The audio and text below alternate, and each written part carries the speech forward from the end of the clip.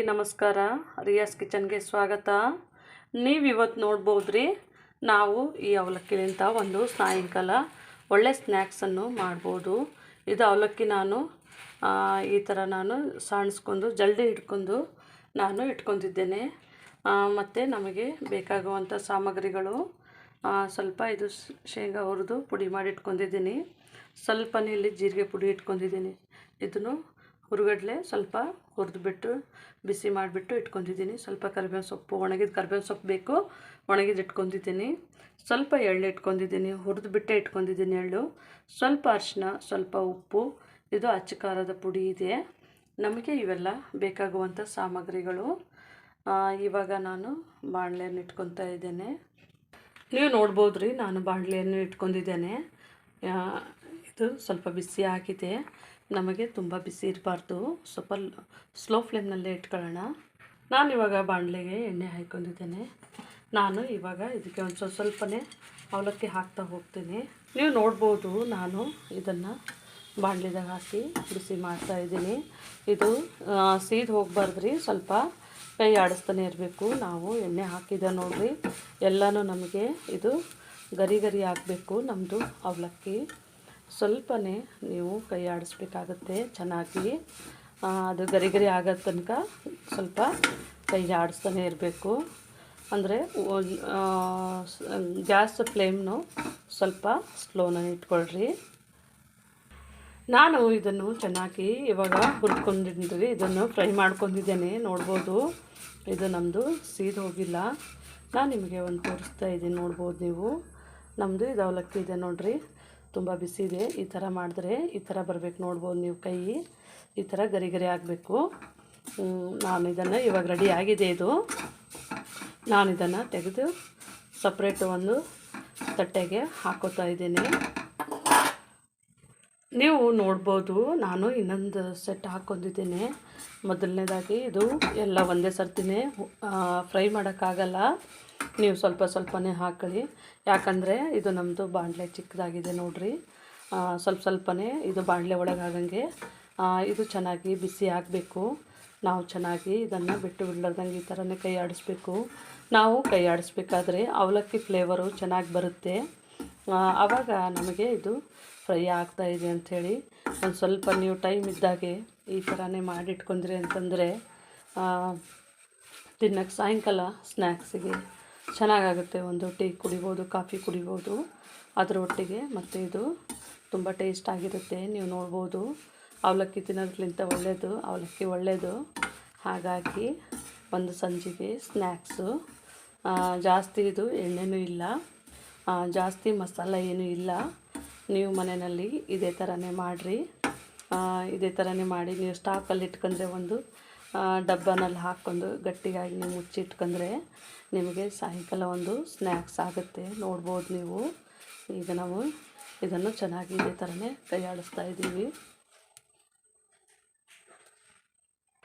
ನೀವು ಇವಾಗ ನೋಡ್ಬೋದು, ನಮ್ಮದು ಅವಲಕ್ಕಿ ನಾನು ಎರಡು ಮಿಕ್ಸ್ ಮಾಡ್ಕೊಂಡಿದ್ದೀನಿ. ಇದು ಚೆನ್ನಾಗಿ ಫ್ರೈ ಆಗಿದೆ. ಇವಾಗ ನಾನು ಇದನ್ನು ಸ್ಲೋನಲ್ಲೇ ಇಟ್ಟು ಇದನ್ನು ಫ್ರೈ ಮಾಡ್ತಾನೆ ಇರ್ತೀನಿ. ಈಗ ನೀವು ನೋಡ್ಬೋದು, ನಾನಿಲ್ಲಿ ಇವಾಗ ಇದು ತೊಗೊಂಡಿದ್ದೆ ನೋಡಿರಿ, ಹುರುಗಡ್ಲೆ ಮತ್ತು ಕರಿಬೇವು ಸೊಪ್ಪು. ಒಣಗಿದೆ ಇರಲಿ, ಇದು ಪುಡಿ ಮಾಡೋಕ್ಕೆ ಚೆನ್ನಾಗಾಗುತ್ತೆ. ಸ್ವಲ್ಪ ಜೀರಿಗೆ ಪುಡಿ, ಇದನ್ನೆಲ್ಲ ಮಿಕ್ಸಿ ಮಾಡ್ಕೊತೀನಿ. ನೀವು ನೋಡ್ಬೋದು, ನಾನು ಇವಾಗ ಇದು ಮಿಕ್ಸಿ ಮಾಡ್ಕೊಂಡಿದ್ದೇನೆ. ಸ್ವಲ್ಪ ತರಿತರಿನೇ ಇದೆ, ತರಿತರಿನೇ ಇರಬೇಕಾಗುತ್ತೆ. ಅದು ನಮಗೆ ಟೇಸ್ಟ್ ಚೆನ್ನಾಗಿ ಕೊಡುತ್ತೆ. ಹಾಗಾಗಿ ನಾನು ತರಿತರಿನೇ ಇಟ್ಕೊಂಡಿದ್ದೇನೆ. ಈಗ ನಮ್ಮದು ಅದು ಪುಡಿ ಆಗಿದೆ ನೋಡಿರಿ. ಇವಾಗ ನಾನು ಇಲ್ಲಿ ಎಳ್ಳಿಟ್ಟಿದ್ದೆ ನೋಡಿರಿ, ಸ್ವಲ್ಪ ಎಳ್ಳು, ಸ್ವಲ್ಪ ತರಿತರಿಯಾಗಿ, ಮತ್ತು ಇದು ಕಡಲೆ ಬೀಜನೂ ತರಿತರಿಯಾಗಿ. ಸಿಪ್ಪೆ ಇರಲಿ, ಏನಾಗಲ್ಲ, ಅದು ಟೇಸ್ಟ್ ಚೆನ್ನಾಗಿ ಕೊಡುತ್ತೆ. ಹಾಗಾಗಿ ಇದನ್ನು ಪುಡಿ ಮಾಡ್ಕೊತೀನಿ ನಾನು ಇವಾಗ. ಈಗ ನೀವು ನೋಡ್ಬೋದು, ನಾನು ಇದನ್ನು ಸಹ ತರಿತರಿಯಾಗಿ, ಅಂದರೆ ಪೂರ್ತಿ ನೈಸ್ ಮಾಡ್ಕೊಂಡಿಲ್ರಿ. ನೀವು ನೋಡ್ಬೋದು, ಸ್ವಲ್ಪ ನಮಗೆ ತಿನ್ನಬೇಕಾದ್ರೆ ಬಾಯಿಗೆ ಸ್ವಲ್ಪ ದಪ್ಪ ದಪ್ಪ ಆಗಿ ಸಿಗುತ್ತೆ. ಇದು ಒಳ್ಳೆ ಟೇಸ್ಟ್ ಕೊಡುತ್ತೆ. ಹಾಗಾಗಿ ಈ ಥರ ಮಾಡ್ಕೊಂಡಿದ್ದೀನಿ. ಈಗ ನೀವು ನೋಡ್ಬೋದು, ನಮ್ಮದು ಇದು ರೆಡಿ ಆಗಿದೆ. ನಾನು ಇವಾಗ ಸ್ಟವನ್ನು ಆನ್ ಮಾಡ್ತೀನಿ. ಆಫ್ ಮಾಡಿದ್ದೇನೆ ಆವಾಗಲೇ, ಇವಾಗ ಆನ್ ಮಾಡ್ತಾಯಿದ್ದೀನಿ. ಇದು ಮಾತ್ರ ನೀವು ಹೈ ಇಡೋಕ್ಕೆ ಹೋಗಬೇಡ್ರಿ, ಸ್ವಲ್ಪ ಸ್ಲೋನಲ್ಲೇ ಇಡಿ. ಇವಾಗೆಲ್ಲ ಇದು ಫ್ರೈ ಆಗಿದೆ. ನಾನು ಇದಕ್ಕೆ ಚೂರು ಅರಿಶಿನ ಮತ್ತು ಉಪ್ಪನ್ನು ಹಾಕ್ತಾಯಿದ್ದೀನಿ. ಇದನ್ನು ಹಾಕಿಬಿಟ್ಟು ಚೆನ್ನಾಗಿ ಮಿಕ್ಸ್ ಮಾಡ್ಕೊತೀನಿ. ಯಾಕಂತಂದರೆ ನಮ್ಮದು ಅರಿಶಿನ ಉಪ್ಪು ಇದರೊಳಗೆ ಚೆನ್ನಾಗಿ ಹೊಂದ್ಕೋಬೇಕಾಗುತ್ತೆ. ಹಾಗಾಗಿ ನಾನು ಇದನ್ನು ನೋಡ್ಬೋದು ನೀವು, ಗರಿ ಗರಿ ಆಗಿದೆ, ನಮಗೆ ಶಬ್ದ ಬರ್ತಾಯಿದೆ ಕಲಿಸ್ಬೇಕಾದ್ರೇ. ಇದೇನಿಲ್ಲ, ಜಸ್ಟ್ ನಾವು ಮಿಕ್ಸ್ ಮಾಡೋದು ಇದಕ್ಕೆ. ಇದೆಲ್ಲ ಫುಲ್ಲು ನಮಗೆ ಯೆಲ್ಲೋ ಕಲರ್ ಬರುತ್ತೆ. ಇದನ್ನು ಒಂಚೂರು ಮಿಕ್ಸ್ ಆದ ತಕ್ಷಣವೇ ನಾವು ಒಂದೊಂದಾಗಿ ನಾವು ಸ್ವಲ್ಪ ಮಿಕ್ಸ್ ಮಾಡೋ ತನಕ ಅಷ್ಟೇ, ಚೆನ್ನಾಗಿ ಮಿಕ್ಸ್ವರೆಗೂ ನಾವು ಸ್ಟವನ್ನು ಸ್ಲೋ ಫ್ಲೇಮ್ನಲ್ಲೇ ಇಟ್ಕೊಳ್ಳೋಣ. ನಾವು ಸ್ವಲ್ಪ ಜಾಸ್ತಿ ಹೈ ಫ್ಲೇಮ್ ಇಟ್ಕೊಂಡ್ರೆ ಏನಾಗ್ಬಿಡುತ್ತೆ, ಸೀದು ಹೋಗಿಬಿಡುತ್ತೆ. ಹಾಗಾಗಿ ನಾನು ಇದನ್ನು ಸ್ಲೋ ಫ್ಲೇಮ್ನಲ್ಲೇ ಇಟ್ಟು ಇದನ್ನು ಮಿಕ್ಸ್ ಮಾಡ್ತಾಯಿದ್ದೀನಿ. ನೀವು ನೋಡ್ಬೋದು ಇವಾಗ ನಮ್ಮದು ಇದು ಅರಿಶಿನ ಎಲ್ಲ ಮಿಕ್ಸ್ ಆಗಿದೆ. ಈಗ ಇದಕ್ಕೆ ನಾನು ನಾವು ಹುರುಗಡ್ಲೆ ಪುಡಿ ಮಾಡಿದ್ದೇವಲ್ಲ ನೋಡಿರಿ, ಅದು ಹಾಕೋತಾ ಇದ್ದೀನಿ. ನಮ್ಮದು ಹುರುಗಡ್ಲೆ ಜೀರಿಗೆ ಇತ್ತು ನೋಡಿರಿ, ಅದು ಹಾಕೋತಾ ಇದ್ದೀನಿ. ಇದನ್ನು ಹಾಕ್ಕೊಂಡು ಒಂಚೂರು ನಾನು ಮಿಕ್ಸ್ ಮಾಡ್ಕೊತಾ ಇದ್ದೀನಿ.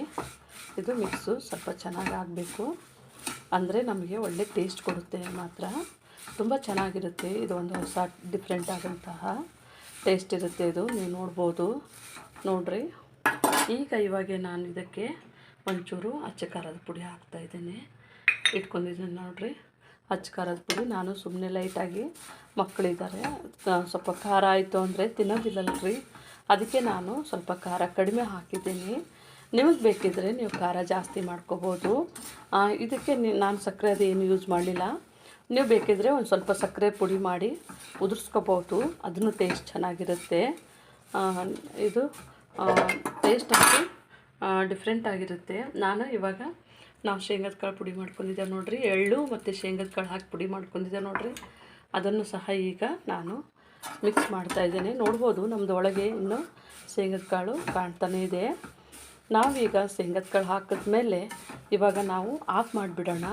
ಯಾಕಂತಂದರೆ ಅದು ಸೀದು ಹೋಗೋ ಚಾನ್ಸ್ ಇರುತ್ತೆ, ಬಾಣಲಿ ಬಿಸಿಯಾಗಿರ್ತದೆ ನೋಡಿರಿ. ಹಾಗಾಗಿ ನಾನು ಸ್ಟವನ್ನು ಆಫ್ ಮಾಡ್ತಾಯಿದ್ದೇನೆ.